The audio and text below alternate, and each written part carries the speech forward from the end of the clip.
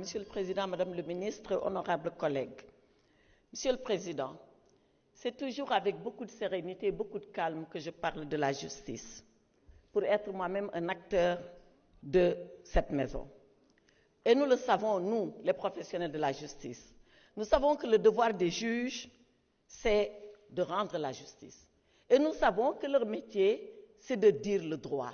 Je peux ici solennellement dire qu'au Sénégal, les juges s'acquittent de leurs devoirs et ils exercent correctement leur métier. Et que personne ne s'y trompe.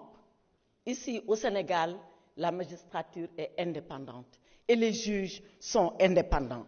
Et dans le silence de leur office et de leur bureau, les juges, tous les jours, font le travail dans l'anonymat le plus total. Et ils ne sont soumis qu'à l'autorité de la loi et à leur conscience. Ici, au Sénégal, je le dis et je le répète, aucune puissance, ni d'argent, ni d'intérêt, ni politique, ni administrative, n'est une autorité sur le juge. Le juge est absolument souverain dans sa façon de décider, d'analyser le dossier et de rendre la justice. Alors, depuis ce matin, j'entends des collègues, pas tous, certains, qui, comme des procureurs, viennent ici faire notre procès. Je refuse ce procès en sorcellerie qu'on est en train de nous faire. Je le refuse parce qu'il n'est fondé sur rien, que sur des accusations gratuites qui vont tomber dès que le vent de la justice et de la vérité va se lever. Je voudrais dire à ces faux procureurs qui appellent à un procès, soit, allons-y au procès.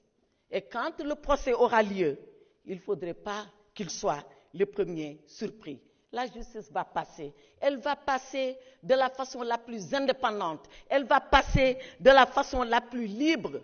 Et ainsi, quand le juge verra les dossiers, quand il les examinera, quand il saura distinguer le vrai du faux, qu'est-ce qui va se passer?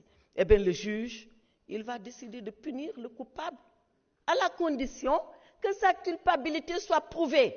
Parce que dans notre système, personne ne peut être puni sans que sa culpabilité ne soit démontrée au préalable. Et que va faire le juge après? Il va acquitter l'innocent.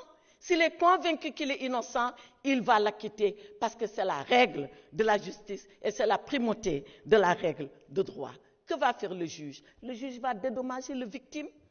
La victime, s'il est convaincu que c'est une victime et qu'elle a droit à un dédommagement, le juge va la dédommager sans aucun problème.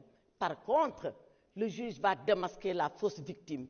Ces victimes qui, tous les jours, sont là à nous inonder de leurs larmes de crocodile, alors qu'elles sont aussi coupables que les gens qu'elles veulent dénoncer. C'est ça la justice. Ces 4 choses, le juge le fera. Et ces 4 choses, quand on est coupable, la loi va s'abattre sur vous. Quand on est innocent, la loi vous laissera partir. Quand on est victime, la loi vous dédommagera. Quand on est une fausse victime, la loi vous rejettera.